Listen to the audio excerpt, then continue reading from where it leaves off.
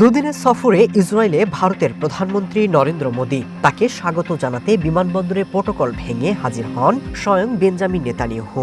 ইসরায়েলের মাটিতে পা রেখে নেতানিয়াহুকে জড়িয়ে ধরেন নরেন্দ্র মোদীও। নেতানিয়াহুর মতে এই সফরে ভারত এবং ইসরায়েলের সম্পর্ক সেই উচ্চতায় এগিয়ে যাবে যেমন আমেরিকা আর ইসরায়েলের নাম উচ্চারিত হয়।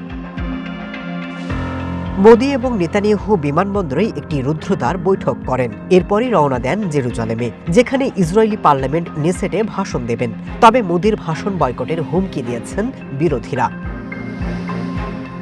ভারতের পররাষ্ট্র মন্ত্রণালয় বলছে, সফরে মোদী এবং ইসরায়েলি প্রধানমন্ত্রীর উপস্থিতিতে প্রতিরক্ষা ক্ষেত্রে বড় সমঝোতা হতে পারে। এছাড়া দুদেশের মধ্যে কৌশলগত সম্পর্ক, প্রতিরক্ষা, কৃষি এবং সন্ত্রাসবাদের বিরুদ্ধে সমন্বয় জোরদার করতে প্রধানমন্ত্রী মোদীর এই সফর গুরুত্বপূর্ণ হয়ে উঠেছে।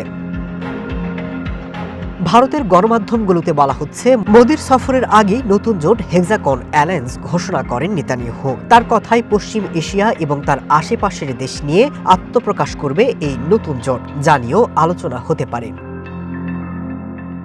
বিবিসির প্রতিবেদন বলছে, এ সফরে নেতানিয়াহুর জন্য মোদীর প্রতি কৃতজ্ঞতা জানানোর একটি সুযোগ। পাশাপাশি তিনি এটি অভ্যন্তরীণ রাজনীতিতে নিজের গ্রহণযোগ্যতা বৃদ্ধির প্রমাণ হিসেবে ব্যবহার করতে চান।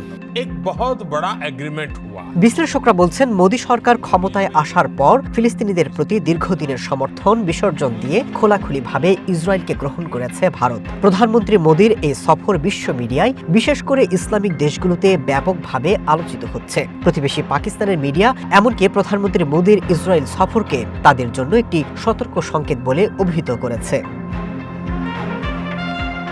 Masud Rana, one international desk.